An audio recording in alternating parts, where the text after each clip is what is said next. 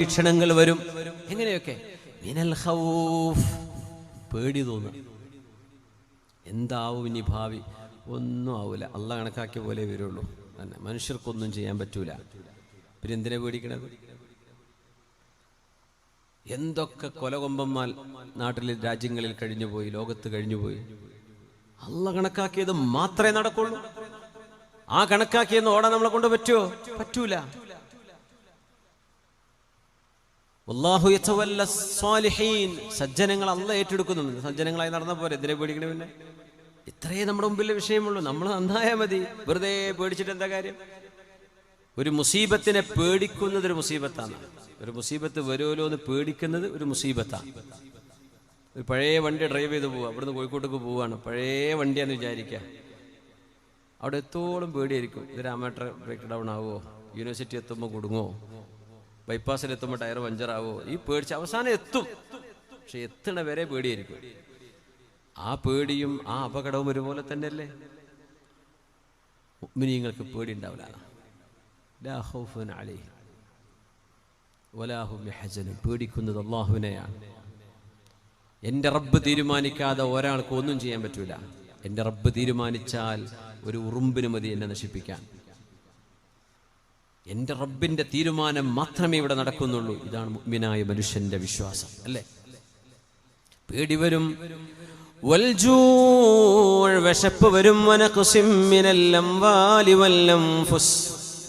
വരുമാനം കുറഞ്ഞു പോകും, സമ്പത്ത് കുറഞ്ഞു പോകും, ജോലി നഷ്ടപ്പെടും, കച്ചവടങ്ങൾ പൊളിഞ്ഞു പോകും.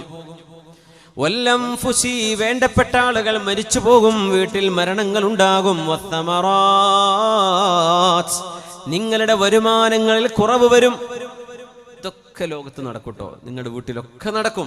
ഇതുവരെ നടന്നില്ലേ? നാളെ മുതൽ ഉണ്ടാവുമെന്ന് പ്രതീക്ഷിച്ചോളി.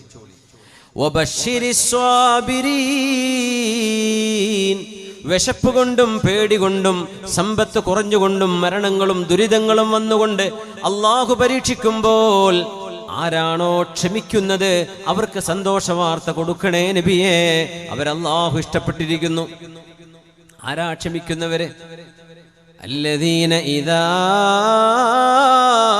അസ്വാബതുഹും മുസീബ, ഒരു ചെറിയ പരീക്ഷണമെങ്കിലും അവർക്ക് വന്നാൽ, അത് ജലദോഷമാവട്ടെ, പനിയാവട്ടെ, ചെറിയ കടമാവട്ടെ, വലുതാവട്ടെ, ഒരു ബുദ്ധിമുട്ട് വന്നാൽ ഖാലൂ, അവർ പറഞ്ഞുകൊണ്ടിരിക്കുന്ന വാക്കെന്താണെന്നറിയോ?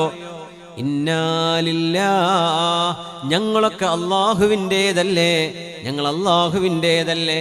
വ ഇന്നാ ഇലൈഹി റാജിഊൻ, ഞങ്ങൾ അല്ലാഹുവിലേക്ക് തിരിച്ചു പോകേണ്ടവരല്ലയോ എന്ന് ചിന്തിക്കുന്നവരും പറയുന്നവരും നബിയെ അവരോട് സന്തോഷം അറിയിച്ചു കൊടുക്കണേ. അവർ രക്ഷപ്പെട്ടവരാണ്. ഉലൈക അലൈഹിം സ്വലവാതും മിർ റബ്ബിഹിം വറഹ്മ, അല്ലാഹുവിൻ്റെ കാരുണ്യവും അല്ലാഹുവിൻ്റെ സംരക്ഷണവും അവർക്കുണ്ട്. വഉലൈക ഹുമുൽ മുഹ്തദൂൻ, അവരാണ് സന്മാർഗത്തിൽ നിലകൊള്ളുന്നവർ. അല്ലാഹുവിനെ പഴിചാരുന്നവരല്ല, ആരെങ്കിലും കുറ്റപ്പെടുത്തുന്നവരല്ല. ഇതെന്റെ റബ്ബിന്റെ പരീക്ഷണമാണ്. അങ്ങനെ ചിന്തിക്കുന്ന ആളുകൾ അവർക്ക് നബിയെ സന്തോഷവാർത്ത അറിയിച്ചു കൊടുക്കണമേ എന്ന് പരിശുദ്ധ റസൂലുള്ളാഹി തങ്ങളോട് അല്ലാഹുവിൻ്റെ ആജ്ഞയാണ്. നമ്മളൊക്കെ ജീവിതത്തിൽ അനുവർത്തിക്കേണ്ട ഒരു കാര്യം. എപ്പോഴും റാഹത്താവൂല. നമ്മൾ വിചാരിച്ച പോലെയൊന്നും കാര്യങ്ങൾ നടക്കൂല. നമ്മൾ വിചാരിച്ച പോലെ കാര്യങ്ങൾ നടക്കണമെന്ന് ഷഠിക്കുകയാണെങ്കിൽ ഈ ലോകത്തിന്റെ പേര് പിന്നെ സ്വർഗം എന്നായിരിക്കും. പക്ഷെ ഇതിൻ്റെ അള്ളത്തെ പേര് ദുന്യാവ് എന്നാണ്, അല്ലേ? നമ്മൾ വിചാരിച്ച പോലെ നടക്കൂല. അങ്ങനെ വിചാരിച്ചാൽ മതി. ഏതു നേരം ഒരു ഫോൺ കോൾ വരുമ്പോൾ നമുക്ക് വേണ്ടപ്പെട്ടവർ മരിച്ചു എന്നാകാരായി കേൾക്കുക. ഇന്നാ ലില്ലാഹി വ ഇന്നാ ഇലൈഹി റാജിഊൻ.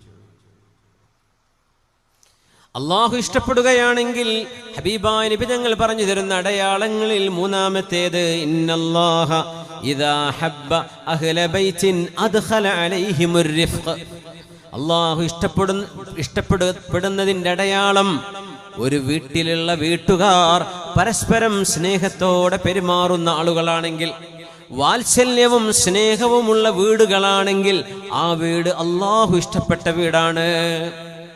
എപ്പോഴും ദേഷ്യപ്പെടുന്ന വീട്ടുകാരുണ്ടാവും. അവിടെ ജ്യേഷ്ഠനും അനുജനും അടിയാ, പാപ്പയും മക്കളും അടിയാണ്. അടി എന്ന് പറഞ്ഞാൽ എപ്പോഴും ഒച്ചപ്പാടും ബഹളം. വീട്ടിൽ വന്നാൽ എറിയ പൊളിക്കുക, ഇതന്നെ പരിപാടി. ജ്യേഷ്ഠൻ അനുജനെ കണ്ടൂടാ, അനുജൻ ഏട്ടനെ കണ്ടൂടാ, പെങ്ങൾക്ക് ആങ്ങളെ കണ്ടൂടാ, ഇതന്നെ. അങ്ങോട്ടും ഇങ്ങോട്ടും കടിച്ചു കീറുന്ന വീട്ടുകാരെ അള്ളാഹു ഇഷ്ടപ്പെട്ടതിൻ്റെ അടയാളമല്ലാതെ അള്ളാഹു ഇഷ്ടപ്പെട്ടാൽ അദ്ഖല അലൈഹിമുർ റിഫഖ്, വല്ലാത്ത സ്നേഹത്തോടെ വാത്സല്യത്തോടെ ശബ്ദം താഴ്ത്തി സംസാരിക്കുന്ന വീട്ടുകാര്, അതൊരു ക്വാളിറ്റി ആട്ടോ. നമ്മൾ മലയാളികൾ നമ്മുടെ ഭാഷനെ വെച്ച് ഒച്ചപ്പാടുള്ള ഭാഷയാണ്. വേറെ നാട്ടുകാരുടെ ഇടയിലൊക്കെ പോയി നിന്നാലേ നമ്മുടെ ഭാഷൻ്റെ ഇടങ്ങേറ് മനസ്സിലാവുള്ളൂ. നമുക്ക് ചിലപ്പോൾ ഈ ആഫ്രിക്കൻ ചില സ്ലാങ്ങുകൾ കേട്ടാൽ നമുക്ക് ഭയങ്കരമായ അസ്വസ്ഥത തോന്നും. ചില ആഫ്രിക്കൻസ് ഭയങ്കര ഒച്ചയിൽ സംസാരിക്കും അല്ലേ. അപ്പം ഞാൻ വിചാരിച്ചു നമ്മുടെ മലയാളത്തിലും കഷ്ടമായിരിക്കുമല്ലോ പടച്ചോനെ. അത് എന്തെങ്കിലും രണ്ട് വാക്ക് തിരിയുന്നൊക്കെ നമ്മളീ പറയുന്നത് അറബികൾക്ക് വരെ കണകുണെന്ന് പറയാം. നമ്മൾ എന്താ ഒരു വാക്ക് എവിടെ അവസാനിച്ചത്, സെൻറ്റൻസ് അവസാനിച്ചോ എന്നൊന്നും പിടുത്തം കിട്ടുക നമ്മളങ്ങോട്ട് പറയല്ലേ ഒരു പറച്ചിൽ. ഇത് ഉറക്കെ പറയും ചെയ്യും. ഒരു കല്യാണത്തിന് ചെന്നാൽ അവിടെ, ഒരു പള്ളി ചെന്നാൽ 4 ആൾ നിസ്കരിക്കുന്നുണ്ടാവും അവിടെ, ഒളുവിൻ്റെ കരക്കിരുന്നിട്ടൊരു കഥ പറച്ചിൽ, അത് മെഹ്റാബൊക്കെ കേൾക്കുക സൗണ്ട്. പക്ഷെ നമ്മൾ അറിയുന്ന പോലും ഉണ്ടാവില്ല. മരിച്ചിടത്ത് അവിടെ ഖുർആനും ദിക്റൊന്നും വേണ്ട എന്നുള്ള തീരുമാനം കൂടിയാണെങ്കിൽ പിന്നെ ഒരു കഥ പറച്ചിൽ തന്നെയായിരിക്കും. ഈ വർത്തമാനം ബഹളമായി മാറാൻ ചില വീട്ടുകാർ, ചില ആളുകൾ ഒച്ചയിലേ സംസാരിക്കുള്ളൂ. ഒന്ന് ശബ്ദം താഴ്ത്തുക. നമ്മൾ പണ്ടത്തെ കൾച്ചറല്ല ഇപ്പോൾ. കുറച്ച് ശബ്ദം താഴ്ത്തി സംസാരിക്കുക, ആളുകൾ കേൾക്കത്തക്ക വിധം സംസാരിച്ചാൽ മതി. ഞാനിപ്പോൾ മൈക്കിൽ എന്തെങ്കിലും ഉറക്കെ പൊട്ടിച്ചിട്ട് ശംഖ് പൊട്ടേണ്ട വല്ല കാര്യമുണ്ടോ? ഒന്നും കേൾക്കുന്നില്ലേ, മനസ്സിലാവുന്നില്ലേ? അത് മതി. എന്തിനാ കുറേ ഒച്ച ഉണ്ടാക്കണ? ശബ്ദം താഴ്ത്തുക, ആവശ്യമുള്ള വോളിയം എടുത്താൽ മതി. നമ്മൾ ആരോട് സംസാരിക്കുന്നോ അവർക്ക് കേൾക്കേണ്ട ശബ്ദത്തിൽ മാത്രം. ബഹളം ഉണ്ടാവരുത്. ദേഷ്യപ്പെടുമ്പം പോലും ഒച്ച വെച്ച് സംസാരിക്കരുത്. ഒരാൾ ദേഷ്യപ്പെടുമ്പോൾ ഒച്ച വെച്ച് സംസാരിച്ചാൽ ആ മനുഷ്യനെ അയാളെ കൺട്രോൾ ചെയ്യാൻ പറ്റൂല എന്നതിൻ്റെ അർത്ഥം. ചിലരൊക്കെ ദേഷ്യപ്പെടുന്നത് തിന്നാൻ വരുന്ന പോലെ വരിക. നമ്മുടെ സമരങ്ങൾ അങ്ങനെയാണ്, നമ്മുടെ ചിന്താബാധകൾ അങ്ങനെയാണ്, നമ്മുടെ പ്രതിഷേധങ്ങൾ അങ്ങനെയാണ്. ബഹളം വെച്ച് ഒച്ച വെച്ചിട്ട് തന്നെയാണ് പരിപാടി. ഒന്നും പറഞ്ഞിട്ട് കാര്യമില്ല. എന്തായാലും ഉറക്കെ തന്നെ പറയുള്ളൂ ചിന്താബാധ. വല്ല പറയാൻ നടക്കൂല. പക്ഷെ നമ്മുടെ വീട്ടിൻ്റെ ഉള്ളിൽ ഇതൊക്കെ ഒന്ന് കുറച്ചുകൂടെ, സൗണ്ട് വെക്കലും ബഹളം വെക്കലും ദേഷ്യപ്പെടലും ഒന്ന് കുറച്ചുകൂടെ. ഇന്നല്ലാഹ ഇദാ അഹബ്ബ അഹ്ല ബൈത്തിൻ, ഒരു വീട്ടുകാരെ അള്ളാഹു ഇഷ്ടപ്പെടുകയാണെങ്കിൽ അദ്ഖല അലൈഹിമുർ റിഫഖ്, അള്ളാഹു വാത്സല്യം ആ വീട്ടിൽ പ്രവേശിപ്പിക്കും. ആ വീട്ടുകാർക്ക് വാത്സല്യമുണ്ടാവും. ഉമ്മ മക്കളോട് സ്നേഹത്തോടെ പറയുന്ന ഉമ്മ, മക്കളോട് സ്നേഹത്തോടെ വാത്സല്യത്തോടെ സംസാരിക്കുന്ന ഉപ്പ, മാതാപിതാക്കളോട് ശബ്ദം താഴ്ത്തി സംസാരിക്കുന്ന മക്കള്, എത്ര വലുതാ. അവരാണ് വീട്ടിലെ ചെലവ് പുലർത്തുന്നത്. അത് വിചാരിച്ച് ബാക്കിയുള്ളവരൊക്കെ അടിമയെ കൊടുക്കാൻ പറ്റും? വാപ്പ വാപ്പന്നല്ലേ, ഉമ്മ ഉമ്മയല്ലേ, അവരെ ബഹുമാനിക്കണ്ടേ, ആദരിക്കണ്ടേ? ഉമ്മയോട് വാപ്പയോട് സംസാരിക്കുമ്പോ ശബ്ദം താഴ്ത്തി സംസാരിക്കുന്ന മക്കള്, ജ്യേഷ്ഠനോട് പതുക്കെ പറയുന്ന അനുജൻ, തന്റെ കീഴെയുള്ളവനോട് വാത്സല്യത്തോടെ സംസാരിക്കുന്ന മുതിർന്നവർ, ആ വീട്ടുകാർ ഒച്ച വെച്ച് ബഹളം വെക്കുന്നത് ആരും കേട്ടിട്ടില്ല. ആ വീട്ടുകാര് സ്നേഹത്തോടെ പെരുമാറാറുള്ളൂ. അങ്ങനത്തെ ഒരു വീട് നിങ്ങളുടെ ശ്രദ്ധയിൽപ്പെടുകയാണെങ്കിൽ ആ വീട് അള്ളാഹു ഇഷ്ടപ്പെട്ട വീടാണ് എന്ന് മഹാനായ റസൂലുള്ളാഹി സ്വല്ലല്ലാഹു അലൈഹി വസല്ലം. അള്ളാഹിന്റെ ഇഷ്ടത്തിന്റെ ഒരു അടയാളമാണ്. അങ്ങനെ അല്ലെങ്കിൽ ഇന്ന് മുതൽ എന്ത് ചെയ്യാ? ഇന്ന് മുതൽ ആ പരിപാടി അങ്ങനെ ആക്കുക. ഇൻഷാ അല്ലാഹ് ഒച്ചപ്പാടും ബഹളൊന്നും വേണ്ട. മരിച്ചു പോയാൽ ഇതൊരു നല്ല മനുഷ്യരായിരുന്നു എന്ന് മയ്യത്തിനെ നോക്കി മനുഷ്യന്മാർ പറയണം. അതൊരു ശഫാഅത്താണ്. അല്ലാ മരിച്ചില്ല കഴിച്ചില്ലായി എന്ന് പറയരുത്. ഒരു മനുഷ്യന്റെ മയ്യത്ത് കാണുമ്പോഴേ എന്നോ പോകേണ്ടതായത് പോകാൻ വേണ്ടി എത്ര തോരുന്നതാ, ഇപ്പോഴേ പോയിട്ടുള്ളൂ എന്ന് മനുഷ്യന്മാർ പറഞ്ഞ് എന്താ ജീവിച്ചതുകൊണ്ട് എന്ത് കാര്യം കിട്ടി? ഒരു മനുഷ്യന്റെ ദുആ കിട്ടുമോ? കിട്ടൂല. നല്ല അങ്ങാടി വന്ന ബഹളം, കച്ചവടക്കാരോട് തട്ടിക്കയറുക, എല്ലാരോടും ദേഷ്യപ്പെടുക, ഇത് അവർക്ക് മാത്രമേ രസം ഉണ്ടാവുള്ളൂ, ഇത് അനുഭവിക്കുന്നവർക്ക് രസം ഉണ്ടാവില്ല. അതുകൊണ്ട് എന്ത് ചെയ്യണം? സ്വഭാവം മാറ്റണം. ദിഫ്ഖ് വേണം, വാത്സല്യം വേണം, സ്നേഹം. ഇസ്ലാമിന്റെ ഏറ്റവും വലിയ പ്രത്യേകത അതാണ്, വാത്സല്യമാണ്, സ്നേഹമാണ്. ക്രൂരത കൊണ്ടും ബഹളം കൊണ്ടും ഒന്നും ലോകത്ത് ആർക്കും നേടാൻ കഴിയില്ല. ഇന്നല്ലാഹ ഇദാ ഹബ്ബ അഹ്ല ബൈത്തിൻ അദ്ഖല അലൈഹിമുർ റിഫ്ഖ്, അല്ലാഹു ഇഷ്ടപ്പെടുകയാണെങ്കിൽ അവർ സ്നേഹം അല്ലാഹു നൽകുമെന്ന് റസൂലുള്ളാഹി സ്വല്ലല്ലാഹു അലൈഹി വസല്ലം. അല്ലാഹു ഇഷ്ടപ്പെട്ട ചില ആളുകളുടെ ഉദാഹരണം റസൂലുള്ളാഹി സ്വല്ലല്ലാഹു അലൈഹി വസല്ലം തങ്ങളുടെ ചില അനുഭവങ്ങളിലൂടെ നമ്മൾ വിവരിക്കാൻ പോവുകയാണ്. മുവാഫഖത്തുൽ അബ്ദി ലില്ലാഹി ഫീമാ യഖൂലുഹു മിൻ കലാമിൻ വഅഹ്കാം. അള്ളാഹുവിന്റെ തീരുമാനമെന്തോ ആ തീരുമാനം മനുഷ്യരുടെ വാക്കുകളിലൂടെ കേൾക്കാൻ കഴിയും. ചില ആളുകൾ അങ്ങനെയാണ്. അള്ളാഹുവിന്റെ തീരുമാനം എന്താണോ ആ തീരുമാനം അവരുടെ നാക്കിലൂടെ വരുന്നു. അവർ പറയുന്നതും അള്ളാഹുവിൻ്റെ നിയമവും ഒന്നു തന്നെ. ഒരു മനുഷ്യന്റെ ആഗ്രഹങ്ങൾ അള്ളാഹുവിൻ്റെ ആഗ്രഹത്തോട് യോജിച്ചു വരുന്ന ഒരു ഘട്ടം, അത് ഏറ്റവും VIP-കളായ അള്ളാഹുവിൻ്റെ ഔലിയാഇന് കിട്ടുന്നൊരു സ്ഥാനമാണ്. ഒരു ചില കാര്യങ്ങൾ പറഞ്ഞാൽ ഞാൻ ഒരു ഉദാഹരണത്തിലേക്ക് വരാം. ഹുദൈബിയ സന്ധി നടക്കുന്നു. ഹുദൈബിയ സന്ധി നടക്കുന്നത് ഹിജ്റയുടെ 6-ാം വർഷം മദീനയിലേക്ക് നബി തങ്ങൾ യാത്ര പോയി പലായനം ചെയ്ത് 6-ാമത്തെ വർഷമാണ് ഉംറ ചെയ്യാൻ വരുന്നത്. ഹബീബായ നബി തങ്ങൾക്ക് അല്ലാഹു സ്വപ്ന ദർശനം കാണിച്ചു കൊടുക്കുന്നു. നബിയേ, നിങ്ങൾ വിശുദ്ധമായ കഅബാലയത്തിൽ കടക്കുന്നു. തദ്ഖുലുന്നൽ മസ്ജിദൽ ഹറാം, വിശുദ്ധമായ മക്കയിലേക്ക്, പരിശുദ്ധമായ പള്ളിയിലേക്ക് ഉംറ നിർവഹിക്കാൻ നിങ്ങൾ വരുന്നു. മുഹല്ലിഖീന റൂസകും വ മുഖസ്സിരീൻ, തലമുണ്ഡനം ചെയ്തുകൊണ്ടും തലമുടി മുറിച്ചുകൊണ്ടും സ്വഹാബികളെ നിങ്ങൾ ഉംറക്ക് വരുന്നു എന്ന് അല്ലാഹുവിൻ്റെ ഹബീബിനൊരു സ്വപ്നദർശനം ഉണ്ടാകുന്നു. അതിൻ്റെ അടിസ്ഥാനത്തിൽ ഉംറ ചെയ്യാൻ വേണ്ടി മദീനയിൽ നിന്ന് പുറപ്പെടുന്നു. എത്ര ദൂരം? 450 കിലോമീറ്റർ മരുഭൂമിയിലൂടെ യാത്ര ചെയ്യണം. 450 കിലോമീറ്റർ. യാ അല്ലാഹ്. ഹുദൈബിയ എന്നത് മക്കയുടെ പരിസരമാണ്. മക്കയുടെ ഇളം തെന്നലടിച്ച് വീശുന്നത് അനുഭവിക്കാനുണ്ട്. മക്കയുടെ ഗന്ധം വരുന്നുണ്ട്. മക്കയുടെ സ്മരണകൾ ഉയരുകയാണ്. മക്ക കണ്ണിൽ കണ്ടു തുടങ്ങുന്നു. വിശുദ്ധ ഹറമിലേക്ക് എത്തിക്കൊണ്ടിരിക്കുകയാണ്.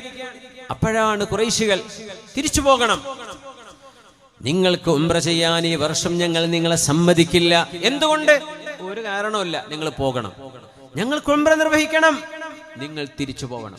ഞങ്ങൾ ഉംറ ചെയ്യാൻ വന്നവരാ, ഞങ്ങളുടെ ലഗേജ് നിങ്ങൾ നോക്കൂ, ഞങ്ങളുടെ വാഹനം പുറത്തപ്പിക്കോളൂ, ഞങ്ങൾ ആയുധങ്ങളുമായി വന്നവരല്ല, ഞങ്ങൾ യുദ്ധത്തിന് വന്നതല്ല. നിങ്ങൾ ആയുധം കൊണ്ടുവന്നോ ഇല്ലയോ എന്ന പ്രശ്നമല്ല, നിങ്ങൾ ഈ വർഷം തിരിച്ചു പോകണം. അമ്മാർ റളിയല്ലാഹു അൻഹു വേദനിച്ചു പറഞ്ഞുപോയി, മക്ക എന്നത് എൻ്റെ നാടാണ്, എൻ്റെ നാട്ടിലേക്ക് കടക്കാൻ നിങ്ങളുടെ സമ്മതമോ? Mecca is our home, Mecca എൻ്റെ ജന്മനാടാണ്. സ്റ്റിൽ ഒന്നും ഇവിടെ പറയാൻ പറ്റില്ല, പൊയ്ക്കോ. ആലോചിച്ച് നോക്കി, എയർപോർട്ടിൽ പോയിട്ട് തിരിച്ചു വിട്ടാൽ എന്തായിരിക്കും അവസ്ഥ? നമ്മൾ കാറിലോ ഓട്ടോറിക്ഷയിലോ കയറി പോയിട്ടുണ്ടാവുക, ബസ്സിൽ പോയിട്ടുണ്ടാവും, ഇവിടെ അടുത്തല്ലേ, യാത്ര പോകാൻ പറ്റാതെ തിരിച്ചു പോന്നാൽ എത്ര വേദന ഉണ്ടാവും. ഇത് 400 കിലോമീറ്റർ 450 കിലോമീറ്റർ യാത്ര ചെയ്തു.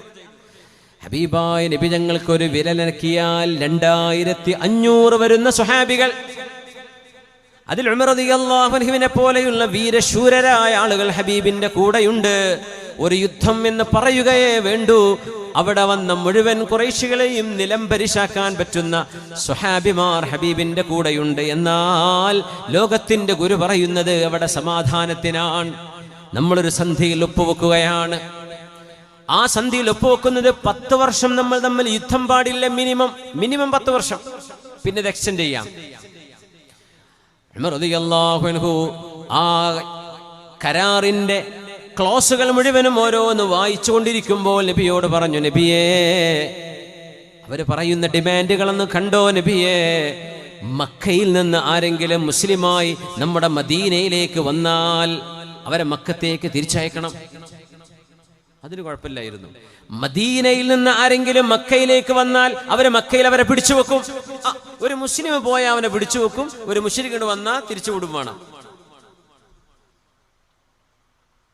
ആയിക്കോട്ടെ, സാരമില്ല. റസൂലുള്ളാഹ് അങ്ങ് അല്ലാഹുവിന്റെ റസൂലാണ് എന്ന വാക്ക് അവിടെ നിന്ന് വെട്ടണം. തങ്ങൾ പറഞ്ഞു, വെട്ടിക്കോളൂ അലിയാരെ. അലി റളിയല്ലാഹു അൻഹു, നബിയേ